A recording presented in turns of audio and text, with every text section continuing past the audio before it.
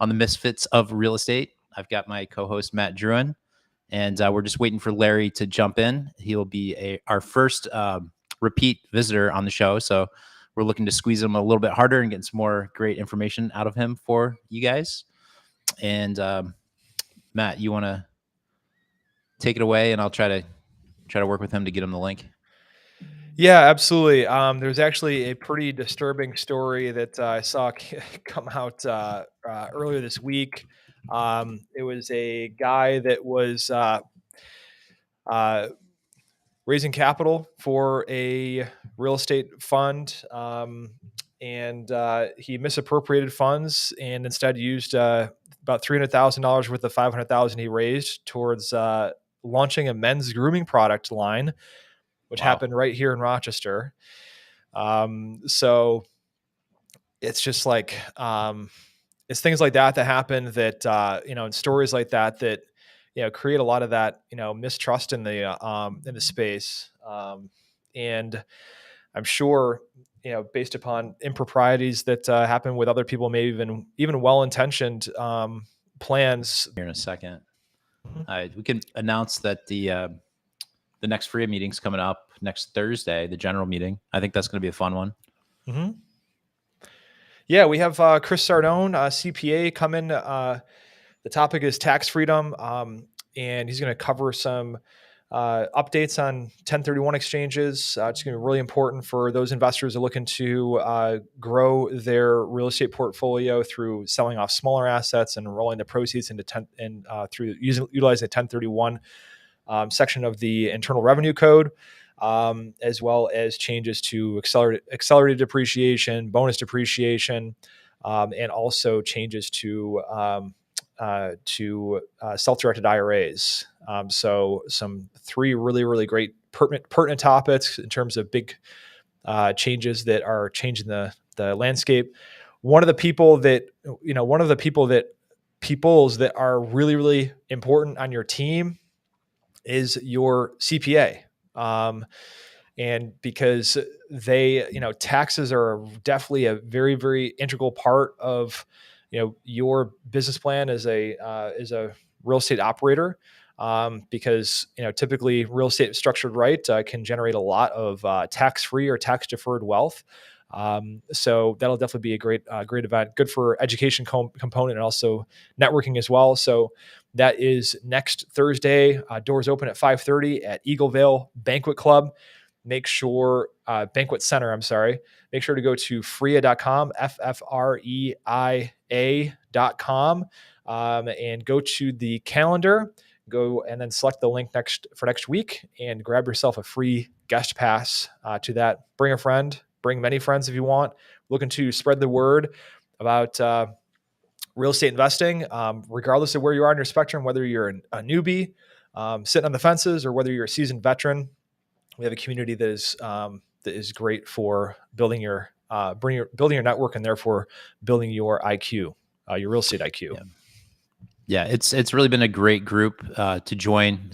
For myself, I've been a member for a long time, but things have really ramped up over the last year. We've had a lot more people coming into the organization. The Facebook page is exploding, so if you're not a member on the Facebook page, you should definitely go over there and join. And really, we're looking for people to come in and be paid members. The cost of entry is not very much. We are a nonprofit. So, by joining us, even if you don't know if you're going to get a benefit, you should still pay it forward, especially if you're an experienced investor. Come be part of our group, do a little bit of networking. I'm sure you'll see the value once you start attending these events. And I'm looking forward to going through the roster list, seeing who's on it and who's not, and then calling you. So if you're listening to this and you're not a paid member, you definitely need to get on there and submit your dues and become a paid member. So it looks like we have Larry in the waiting room. So let me, without any further ado, bring him on and we'll start squeezing him for some more information. Gentlemen, how are you? Hey, good. How are you? Busy.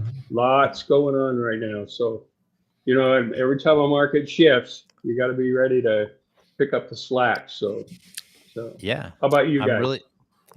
The same. Yeah. Keeping real busy. I'm excited to hear, what you've been doing since we talked to you last. I know you were in the thick of it. So Why don't you bring us up to speed? What has changed since then that you're seeing in the marketplace? Well, I have a build-to-suit deal to build a pretty large modular manufacturing plant in northern Nevada, working with them to kind of start creating some modular housing to kind of meet the market. We think Yeah, we're pretty convinced it's about the most efficient way you're going to be able to ever catch up to the housing shortage that we have. Plus, the absolutely. technology is, it brings a lot of new qualities to construction that were unattainable before, just because of cost or logistics, one of the two. Things like automation, we're working with units that we can deliver that have 300 sensors in them to create more efficiency, both for how the product actually reacts to temperature and weather and humidity and the rest of it. Plus, everything is automated now. Your wife can drive down the road and on a stormy, snowy day and 250 feet from the garage, it automatically opens, and everything is automated now. So lots of real good quality at about the same price as stick built, and done in about 40% of the time. So Yeah. longer product life. We're looking at 100-year product life instead of 40. So lots to work on. Yeah, I think modular is going to be huge moving forward. I do have a few Yeah, clients that are really interested in it and trying to get their foot in the door. Um, and I've been watching a lot of videos online, YouTube, TikTok, whatever, and the new components that are going into houses are pretty astonishing. Are you yeah, seeing a lot yeah, of those things? Like I saw one for electric where you can really reduce the amount of wire that's needed by using some of these yeah. technologies to turn on and turn off stuff. Is that part of the Sure. modular kit as well?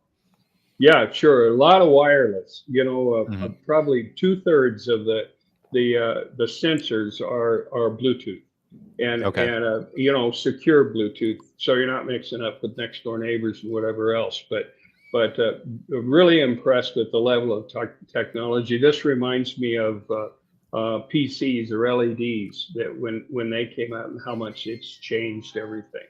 Yeah. Of the product, one of the products that we're spending a lot of time on, little higher end product, is it's off the grid. It's solar powered, 12, 18, 24-volt lighting, and a lot of the appliances are run that way. And it's a battery storage, so you could be offline for days, Hmm. in a power outage, and not be without electricity. So a lot of new technology too, and just materials that are, not only are they green and LEED certified, but they do things like they automatically, some of the gas-filled glass, for instance, will repel heat in the summer, but Hmm. absorb heat on one side, and in the winter will focus the heat back into the room in the winter. So a Hmm. lot of new technology, and more coming every day. So, just kind of a quick follow up. When we're talking about modular, people build houses differently depending on where the house is going to be located. Are there Sure. modular companies that focus on specific areas because of that reason, or is it more, the company can change things depending on, if you're going to be in like the Caribbean? I know they use SEPs construction a lot. Are you seeing SEPs? Are you doing something different in different parts of the country? Sure. Yeah, I think the only thing that limits modular housing and construction, for that matter, I'm seeing a lot of commercial applications now too as well, is the access by a crane to get in. So there's a lot of rough country cranes that are used. They can literally go up the side of most any hill. In Mhm. fact, I see a lot of that going on just over the hill for me in Incline Village, where the equipment is really the limitation to access for modular housing. Some cases, it's a combination too of modules. For instance, a kitchen or bathroom module might be standard in a lot of things, and a combination of room modules and panels. that actually create the housing. So you might have 4 panels and a couple dozen, or 4 modules and a couple dozen panels that create a 2,800 square foot house. Lots of glass, lots of, most of the superstructure now, the factory that I'm working with, Devele, DVELE, is steel. So we're doing the same as you see metal studs in TIs. That is the most of the superstructure. We're starting to look at designs that can be as high as 10 floors. So, you know, I'm beginning to look at projects in California anywhere from 40 to 100 units per acre. Again, the price is relatively the same as stick built, but the access to occupancy is 40 to 60% less time. So that's amazing. Yeah, Larry. So what is your involvement with this deal? Are you the developer in terms of putting together the deal to build the facility and then leasing it back to the company? Tell us about that. sure. So I'm a ground up. I'm a dirt man. I basically find land, raw land, and then bring it through entitlement. My group consists of a civil engineer and a financial whiz bang that really knows how to put the numbers together.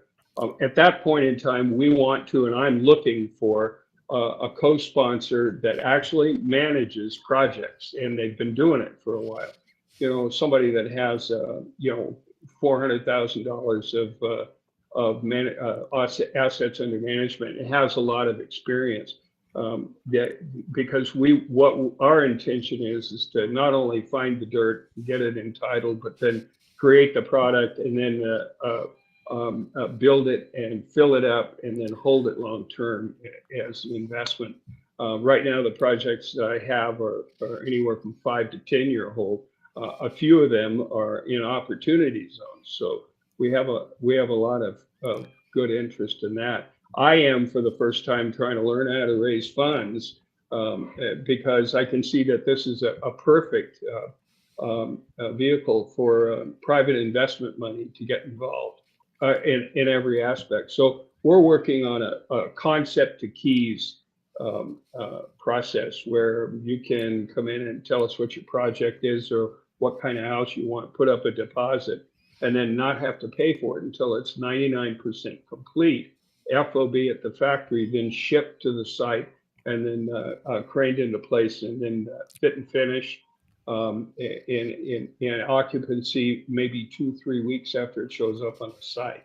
So we're aiming at 120 days from the time you sign up for it to occupancy. Lot of hurdles to get through. We're working on a lot of governmental issues.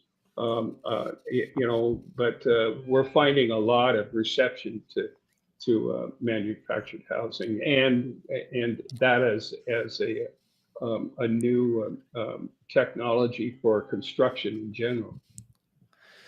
So, Larry, in terms of this, if this is a build to suit deal, you know, you had to have an end user in mind. How did that relationship come about in terms of like how this opportunity culminated? Yeah, well, so it's actually has been realized by the screaming and yelling that I'm hearing the market make about the shortage of housing. I have another company that markets modular homes or any kind of housing for that matter, and we're getting a couple hundred inquiries a month about, can you deliver the housing? So we've been just sort of brainstorming with engineers and others out there, a lot of folks like yourselves, about what is it that you need in the marketplace, and then trying to solve that problem. Mm-hmm. Basically, we're just, you know, we're pretty simple problem solvers. Been doing it a long time. So you know, the genesis of the end result is really the interaction between all of the interested parties in the marketplace right now. So how does the 10-year horizon come in? Because I guess I'm a little confused. It sounds like you're building them for somebody and then they're purchasing them for you. How are you out of pocket for 10 years? Well, we're actually not. You know, there's there is a capital stack that starts with the land, Okay. and then there's a value at entitlements, and then there's a value when you start and finish construction, and then there's an investment value at the end. And depending Okay. upon what your intent in ownership is, there's a series of financings. It's either it's a balance of equity and debt throughout the whole project, and healthy equity and debt. So we're not depending on all private investors to do all of the financing. Most of the lenders are very interested in financing our projects because it speeds up their cycle of lending. It almost doubles it. Okay. So you fund the entire project. Some of them are going to be billed to rent, and then others are going to be Yep. sold to an end user. Sure. Yeah, pretty much the same process as you see stick-built projects. It's no different. So the financing just occurs a little bit quicker, and it starts and ends at the same tranches along the way. So you're gonna pay cash out of pocket for the land, or you're gonna get a land loan, whatever you can get. You're gonna get a construction loan and a bridge loan until you can get a takeout loan, or the final loan, an FHA loan for a single family user. So it isn't any different. The process is pretty much the same. It just happens a lot quicker. And the quality of construction is, I think, a little bit higher. So, that it really isn't much of an adjustment for a developer. Okay. So your initial plan is, we've got the site. We're going to put 100 different structures on it. We're going to sell off maybe 75 of them, and we're going to retain 25 as rentals. Sure. One of our initial projects is 200 and I think I got to dig here a little bit. It's 270 units, of which 220 are single family. But they're right now, the people that we're talking to will be single family for rent, because or sale, depending upon what it is the market will do. We'd prefer to sell them, but there just isn't any interest in it right now, as long as interest rates are as high as they are. And then the last batch of them are 3-story duplexes, townhouses, all individual lots and condominiumized, basically. The second project is 440 units of 3-story walk-up apartments located next to a naval base. And that will be just a regular old investor GP managed project long term. And the 10-year horizon is basically, you'll see a lot of projects that is the longest that a new constructed project will be owned by the whatever the GP, the group that owns it, is 10 years, because then you start to run into maintenance problems. Well, these with the longer life, you have less of that.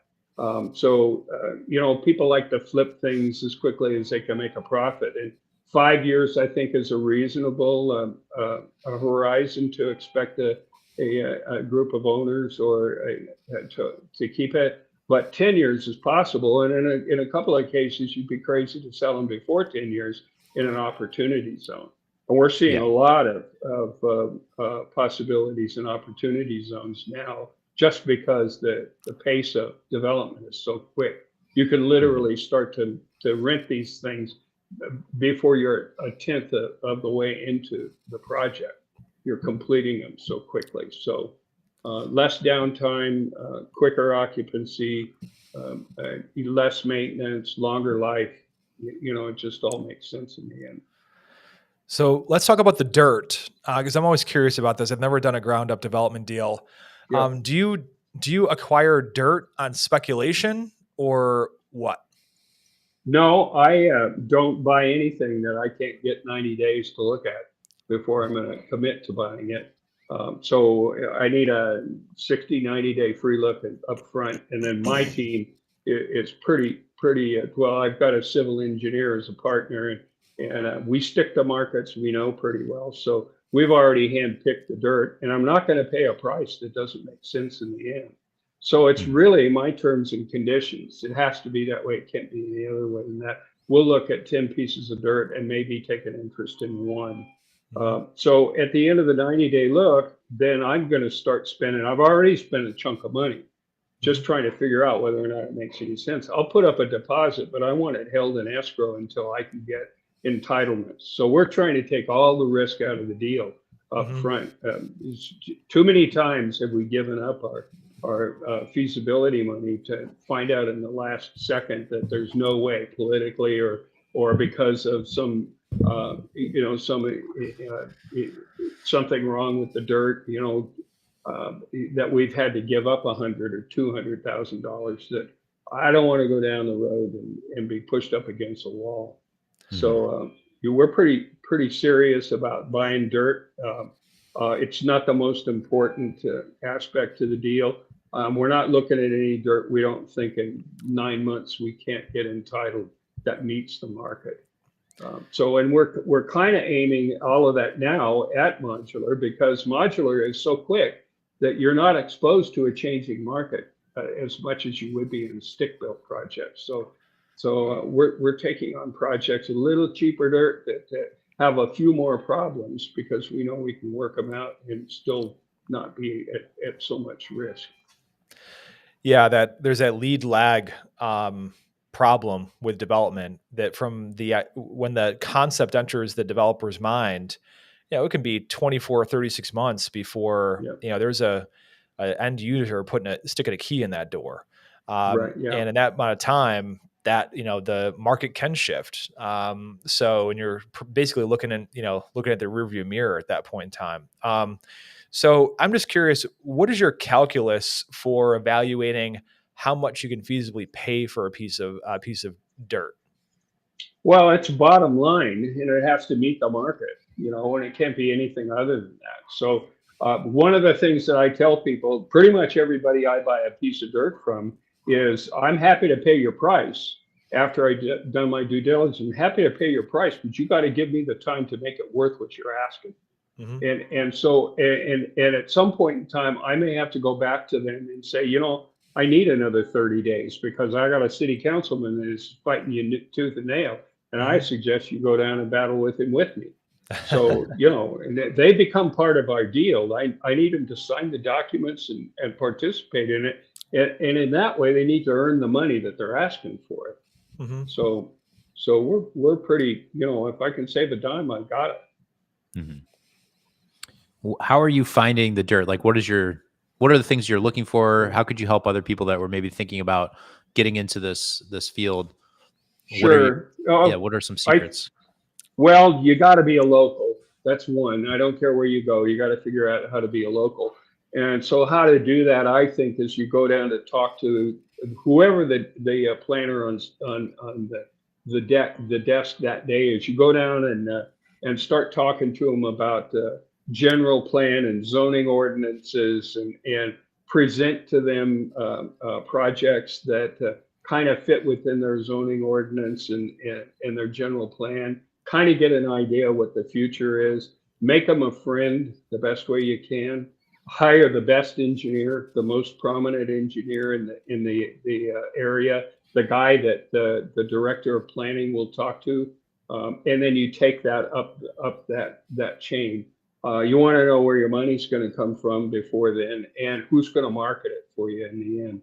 So then those are all real important parts of a deal. So I would say do it, but I'm happy to share too a checklist that I use from start to finish. I do that pretty regularly with people that want to figure out how to do land. It's one that I've compiled from a bunch of guys that died 50 years ago. It's how you do the deal, and it's partly psychology. If you can get a seller to come into your office, he's interested in selling. A lot of little key points like that. But there's really no magic to it. It takes a little bit of time, and the risk, you've got to be willing to step into something you don't know anything about and take that first risk, and sometimes you lose. Sometimes you lose. I can tell you I've lost some pretty big ones. So it's the only way we learn. Yeah, it is. Well, you guys know that especially. I think you know it. I watch you guys and what you guys are doing. You guys do maybe a different sector of the market, but you're doing the same thing. It's all about underwriting. Yeah. What are some key components of the dirt that you're looking for? Are you looking for like views? Are you looking for like, no, I'm more focused on easy access to the interstates? Like what is it about the land that gets you really excited? Well, it depends upon the market. So up on Incline Village in Lake Tahoe, it's about being on the water.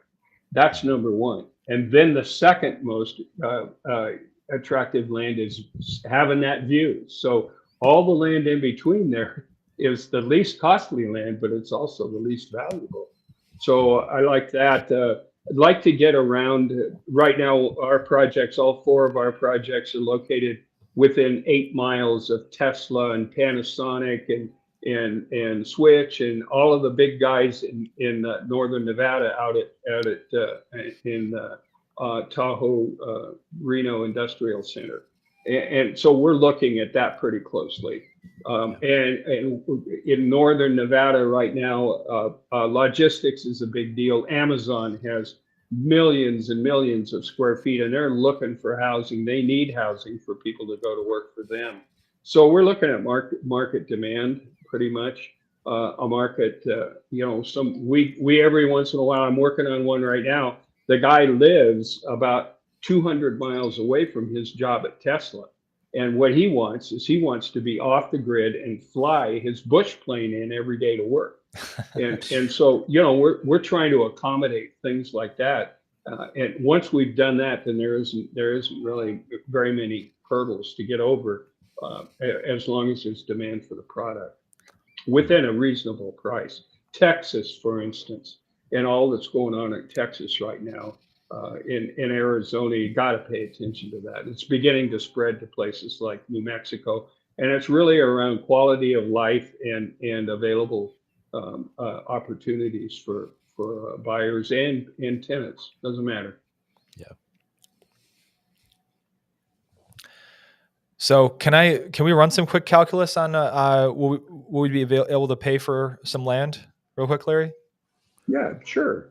Yeah. Okay. So I think right now the factory land that I'm going to do this building suit on is about $8 a foot, and it's improved. All of the utilities are there to the back of the street to the curb, and it's rail served. I'm looking at property. Well, we have one that's is 200 and I think I'm guessing here, but I don't have the number right off the top of my head. It's about 270 units, and we want $3.5 million for that project. It's entitled, it's ready to go. And I'm looking at dirt right now. I'm looking at 200 acres at about probably a nickel a foot that we intend to entitle and make actually high-end housing for all of the industrial and hundreds of millions of square feet of industrial out in Trick. So, we try to get out in front of a market. And sometimes we're buying a piece of land to hold because we know the market's coming our way. Out Pyramid Highway in North Reno, for instance, the land is exploding out there just because everybody wants to live that way, and industrial and commercial uses are heading out that way, and the quality of life is second to none. So that's, and we'll look at a lot of different dirt. Just have to know there's an opportunity to make some money on it within a reasonable period of time. I think our horizon on a piece of land, what we're working for right now, is 18 months max. That's stick a key in the door and like you say, Matt, and live in your house. No, that's impressive. Yeah, what I mean by let's say like a case study, like Mark and I are looking at a property that we could probably fit 200 units on. The rent comps of comparable product are telling us that we can get probably $2,000 a month per unit for those 200, townhouse units, for instance. So we take 2,000 times 200 times 12. So we got potential gross rent of 4.8 million. What type of expense ratio would we put on something like that? You have to talk to my partner about that. What he's the guy that runs the numbers. I would say I'm ballparking it here right now, so don't take this for gospel, but I think you got to look at 35% costs. Mhm. Vacancy and management is the most important issue with regard to and if you don't have a really good, strong general partner manager that can actually run the thing and has the ability in some one form or another, at least voting rights, to determine when you sell it and has the knowledge when to. Doesn't matter what project you do. I think $2,000 a month is what kind of square footage you talking about? 650 foot, 2 bedroom, kind of down and dirty, or Yeah, probably in Rochester. We like our room because space is cheaper in Rochester. yeah, It doesn't, it works well from affordability standpoint, but it doesn't work so well from a development standpoint because we just don't have a lot right, of the economics in place. We have affluent areas and that sort of thing, but there's always this pricing resistance yeah. culturally to new product. So yeah, probably like 1,000 square feet per unit. Big unit. Yeah. Yeah, So if I took a 60% or no, a 40% expense ratio on that. So I divide that 4.8 million by 0.6 to calculate a net operating income of 2.8 million. And then I divide that by what type, do you kind of go on like, all right, what is a stabilized cap rate going to be on a project like this? yeah. That's hard to guess right now. You got to be talking to your local brokers to tell you what are they telling you the cap rate is in your market. Right now, I'm seeing for a new product, I'm seeing 5.1, 5.3 cap rate Yeah. on net. You know why? Yeah, in our market, it's like around like 6.5 Yeah, on new product. So if we're looking at it, like let's say the thing is worth $44 million by the time it's right. like leased up and stabilized, that sort of thing. What do we have to, considering that the total project cost, right? What Right. should we factor in for an acquisition budget for the just the land that the seller would get on something like that? Well, again, that's that number you kind of back into. You Hmm. kind of have to do all your construction numbers and your operational numbers first. And then what are you left over with after Hmm. you comfortably, just say you did a 65% or 70% loan to value Hmm. on that 44 million at a 6 point whatever cap. What's left over. And so we're starting to look at numbers right around. We hope we can reach $225 a foot to build these things. Hmm. And right now the numbers we're looking at are 250 a foot. Yeah. So what are you looking at? How much room you got? You might find you can't buy that land, or you got to go to the landowner and go, sorry, Hmm. I know you want a lot of money for it, but this is all I can pay. Hmm. If somebody, McDonald's will give you a Coke for $1, I think. Why would you pay $1.25 for it? Hmm. You know? And I No, think absolutely. that's so I've lost 5 uh, opportunities to grow my career over in the past, overpaying for something or terms and conditions that didn't lower the risk. So the biggest risk is in the land. Count on Hmm. it. And so I'd love to send you my contract or my terms and conditions so that when you buy that land, at least I know you're assured that you're not going to get raped by it, but you're going to, Yeah. you got to look at that really closely. I mean, I'm telling you, it's cost me marriages and family. So, Yeah. you got to buy right. And the most valuable thing you guys have is your family. Do Mhm. whatever is right for your family, and don't look outside them. Don't look past them to pay a nickel more for the land. Mhm. Mhm. No, good Oh, I that's advice. great think advice. I think you're going to see the market change too quite a bit around here in Reno. Our average price for housing is more than you're going to find in most any market on the West Coast. Everybody's got an expectation of $600-700 a foot, and you just can't pay that. Mhm. And so the land is the same way. I think what you're going to see is some pretty big adjustments.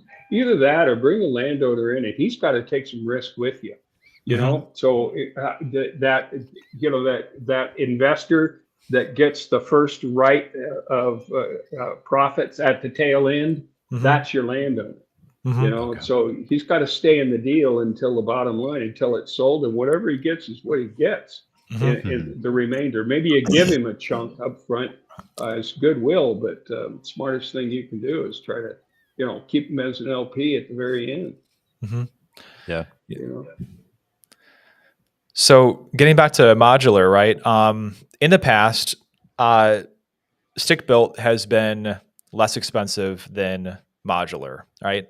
Do you see a convergence of those like two pricings per square foot happening?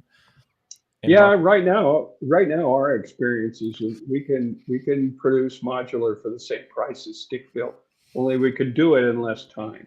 So there are some savings that don't talk about labor, for instance. Right now, we're seeing labor in this area at $28-30 an hour. And you know, I don't know that you can get that done. There might be an influx now of lower priced labor coming into the market, desperate for jobs. I think we're beginning to see that. I haven't, you know, it hasn't shown up as a component yet in our estimating, but it sure looks like it will be. You know, and they all need houses. One of the things that we're doing is making a commitment to new or having new workers, new employees commit to 5 to 8 years of training in our factory, and in return for that, they'll get a discounted house that we've produced. You know, That's and cool. that's not, you know, it's one of the only ways that we're going to be able to kind of keep the cost down. It's razor thin, the margins these days.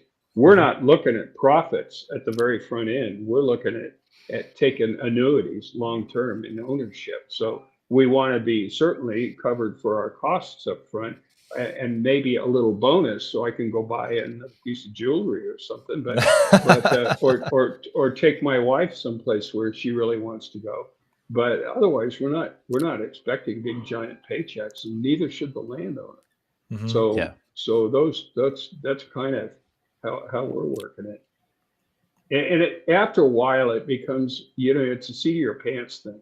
And I stay in my lane, and I understand what it feels like to fly the land deal, but I don't know crap about the problems of getting it entitled. And I certainly don't know any of the issues around how to manufacture something to be placed on the property. So we're working with people that all stay in their lane, all as high a quality expert as we can team up with. And they're getting short. It's getting even tougher now to find the guys that I've been looking for a couple of months now for a good GP sponsor. And you know, I'm reaching out to a lot of the guys that you guys are learning from, and actually maybe one of you guys can help me, you know. But our lenders are not going to give us the money to do these projects unless we have a manager on the tail end of it who's got some reputability. So Wow. So did that answer your question? Yeah, no, absolutely. It was like when I worked for a national real estate development company. There was a student housing project we're looking at actually in Tennessee. Yeah. And, you know, I was tasked with researching new manufacturing methods and that sort of thing. And I fought tooth and nail to go with a modular manufacturing to build this thing. But it was like, I think it was like at that point in time, I think it was like $190 a foot or something like that. And our company was able to, you know, get it stick built for like $160 a foot, but it took a hell of a lot longer. So there goes your, you know, carrying costs. And then also you have other, you know, the other risks involved with it in terms of building something that's outside. So at the end of the day, I re-looked back at the numbers and looked at, you know, our increase in carrying costs, the change orders that we had on the project. It ended up being exactly the same, but we had a lot more brain damage in the process that we did it. No, that's what I'm seeing. You know, it certainly makes my job easier. I can tell you that. Gives me more room to actually cut the deal because I can get a closing to happen quicker, and the results happen again 40 to 60 to 40% sooner. So, and exactly what you're talking about, just the project management alone will drive you nuts. And most of that gets handled. For instance, one of the things that's a big delay on a construction site is inspections. You got to schedule some guy to come out every step along the way. You got to have an inspector out there. Meanwhile, everybody's leaning on a shovel with a cup of coffee in their hand, waiting Yeah. for this guy to show up, and you're not getting anything done. All the inspections are done on the production line in a factory, except the first one for the grading and infrastructure on your and foundation on your lot, and the last one, which is the occupancy permit. Those are the Wow. only two that you do locally.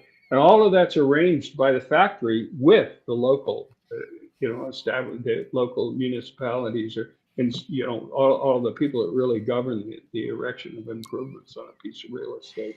So it's thought through pretty clearly. It's just not prevalent in the market right now. Last year, it was 5%, 6% of all construction was done modular. This year, it's 7%, and it looks like it's growing at the rate of 10% a year.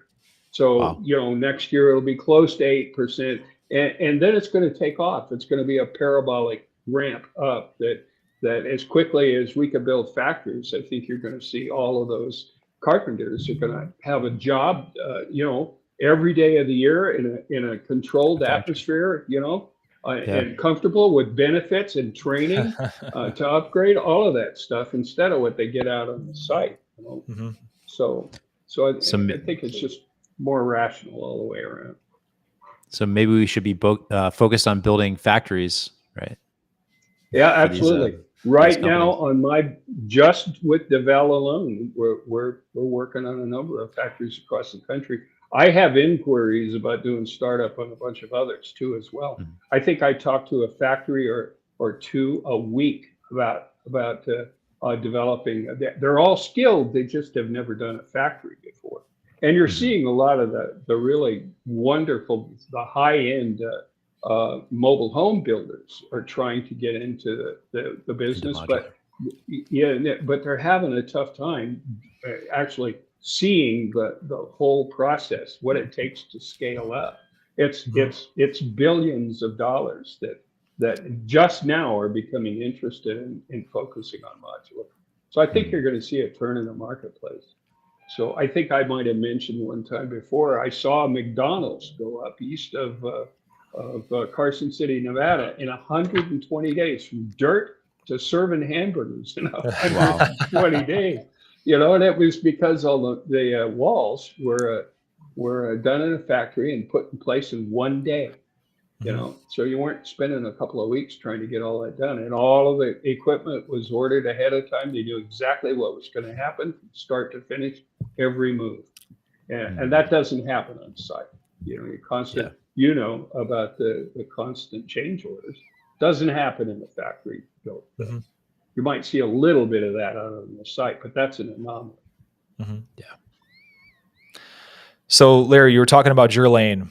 What is your lane? Land development, horse poop to high rise. I'll take any piece of dirt if it has value, and I can get it through whatever entitlements. As long as the market is there, I can get it through whatever entitlements and deliver a finished product. It's built to suit, basically. And it's something that I learned over the years I cut my teeth in Silicon Valley, and that's where I really learned it. So, my history is up if anybody wants to take a look at it at larryrmartin.com, and you can see what I was doing in 1968 all the way through. So that's all I know. I'm not smart enough to sell a house. I definitely am not smart enough to sit in either one of you guys' seats. So, I got to do what I can do, and I just love my work. I can never quit it. That's awesome. So you mentioned opportunity zones. So tell us about that. Do you have anything in the hopper that's a OZ deal, or is there an OZ deal that you brought full circle already? Yeah, well, we haven't pulled one. We haven't done one full circle yet, but we do have two deals. I forget the total number of units. I think it's about 650 units, 700 units in opportunity zones in a really high demand market. They're all multifamily. The factory that I'll be building is in an opportunity zone, and we're also doing some really unique and different technology with that. We're doing what's called sprung buildings, which are they're open bay, 100 feet wide open bays that are built on high tempered aluminum frames with a long term fabric stretched over the top of it. And you've seen a lot of stadiums and commercial buildings over the last 20 years. A lot of stage coverings, for instance, are done with sprung structures. So we're kind of doing that, kind of working through that, trying to figure out how we can make that work with financing. The traditional banks are looking at this thing and going, why would you ever expect us to finance a tent? When what it does is it creates a lot of flexibility. So we're expecting a lot of benefits from that in combination with opportunity zones. So we're doing a lot because opportunity zones are such an advantage, and they're not being utilized at all. And politically, I don't know if they're going to survive the duration here. And so we're trying to take advantage of to do some things that are unique and special and cutting edge that we expect to be the standard 10 or 20 years from now. Yeah, I know the tax deferral period sunsets in 2026, I believe. So, but I mean, the real benefit isn't necessarily the tax deferral. It's basically the step up in basis you get if you hold the investment for more than 10 years, which is the true windfall.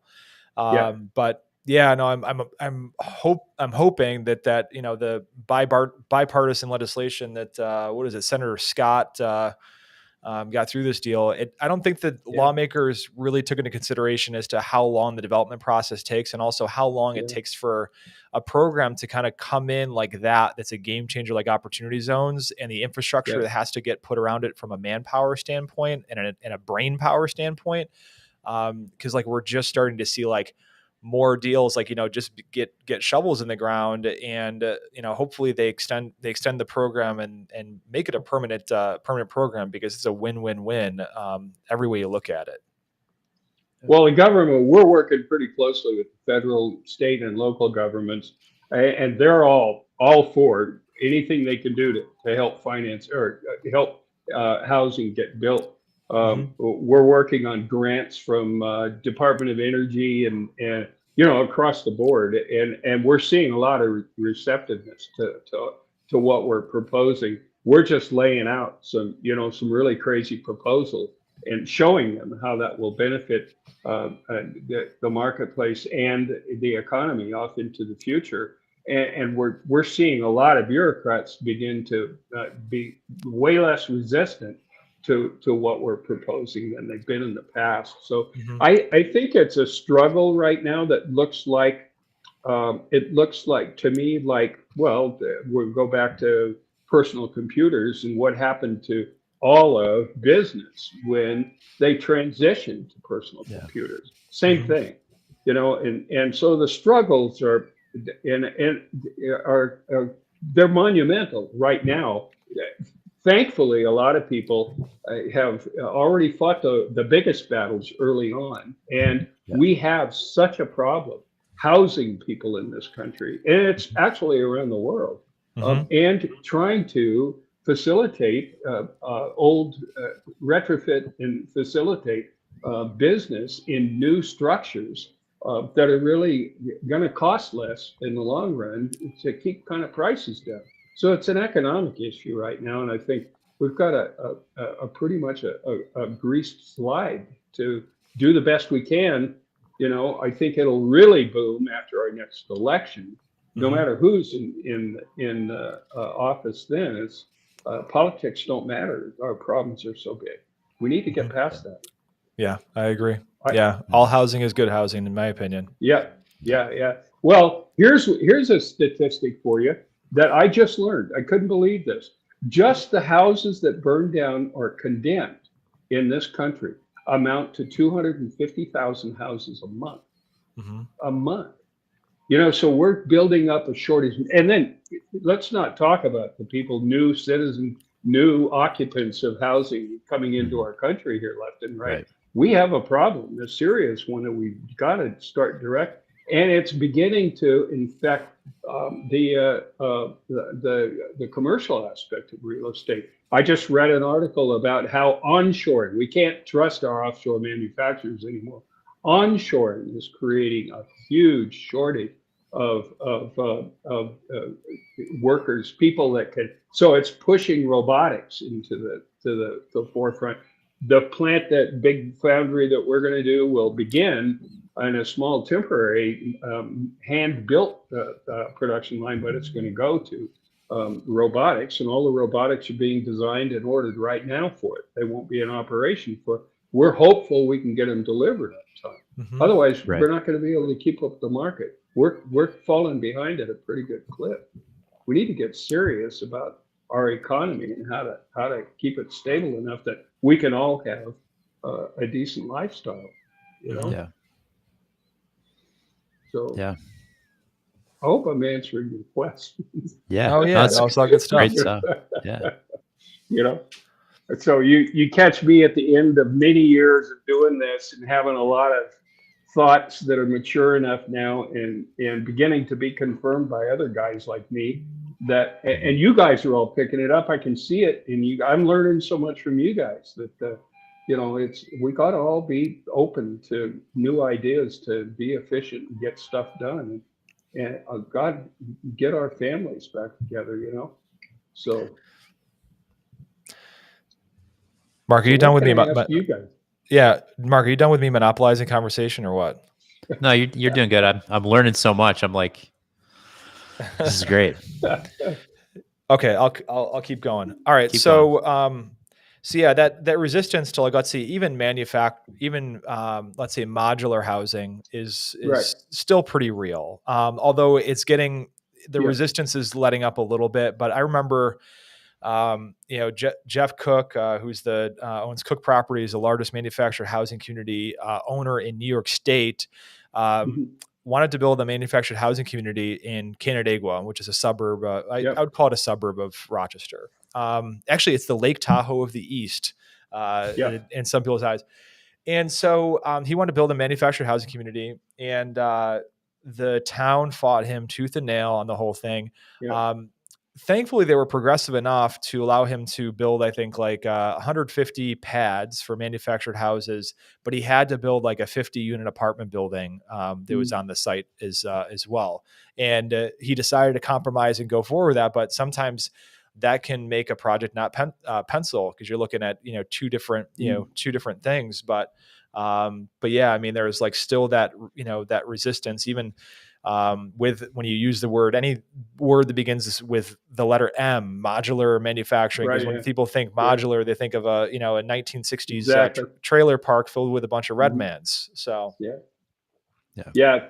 Well, so modular product right now, or manufactured product, is excellent, and it's a cost savings, and it's really durable. They bring them in a couple of rails on 4 axles, and put them up on blocks, and they are the same finishes, really good quality, quick housing, and so I think the only issue with them is they're a motor vehicle. They're not a actual piece of real estate.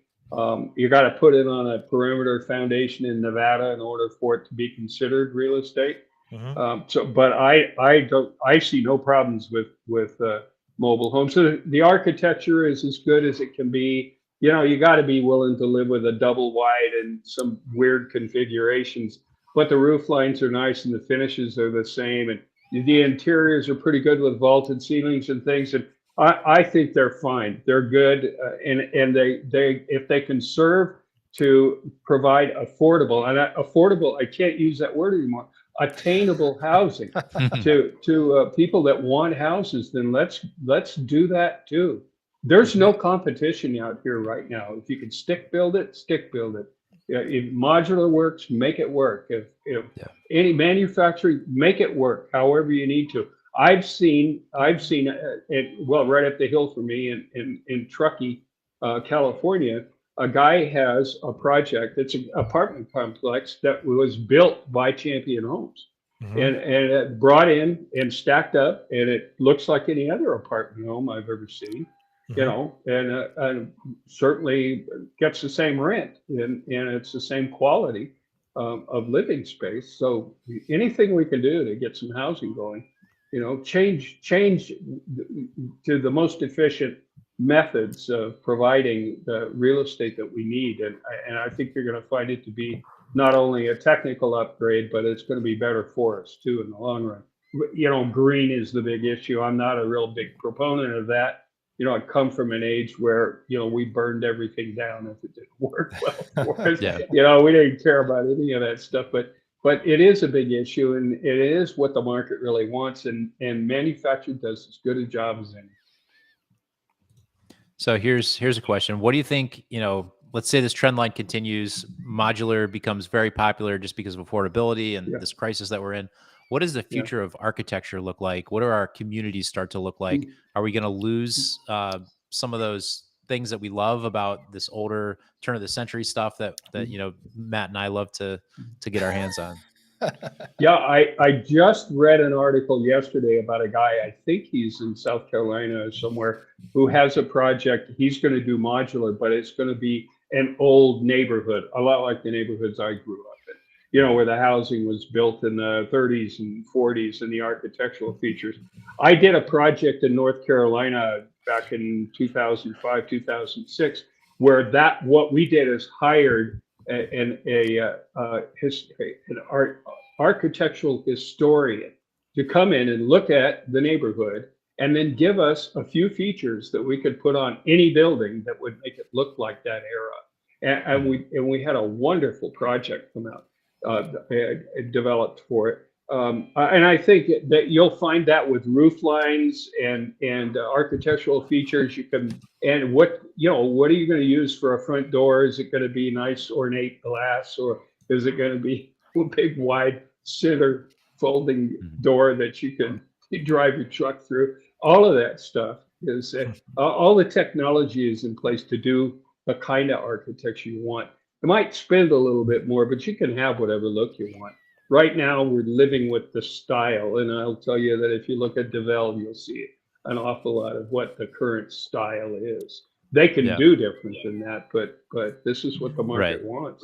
So, well, that's kind of what I'm talking about, right? Because if you rewind to the turn of the century, you know, maybe you had a little bit of money or a little more affluent, you would hire an architect and you would work with the architect and say, you know, this is what I want. This is how I want to live. These are the things I want to see. And they might take components from this house that they like, that house that they like, mix it all together and create something new.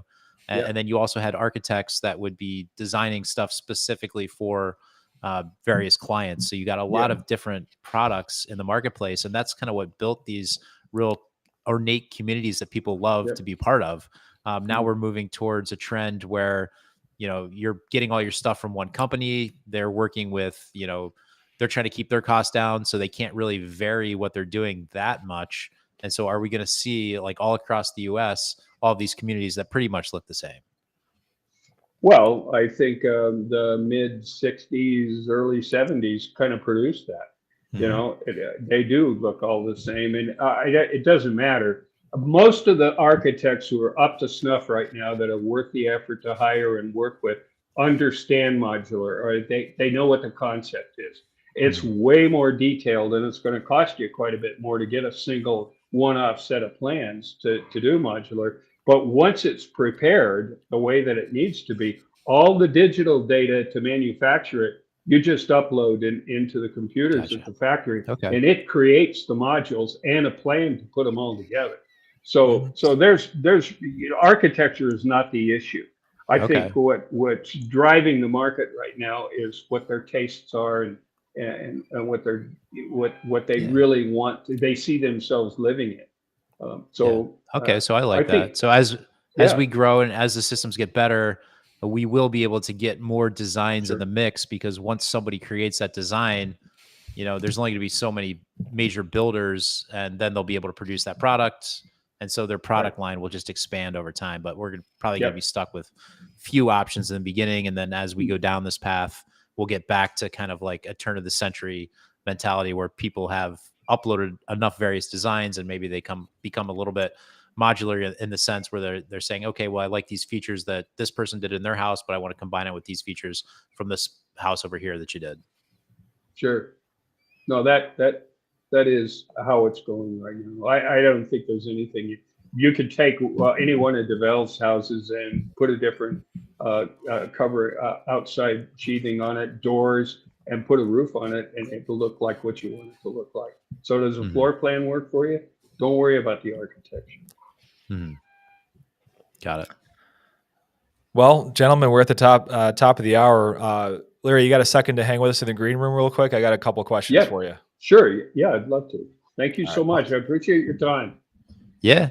Thanks everybody for joining in this week's live event, and we will have Larry back on because this has been a really great episode. I really appreciate him taking the time to come on here and help educate us. So we'll see you guys all next Thursday. See ya.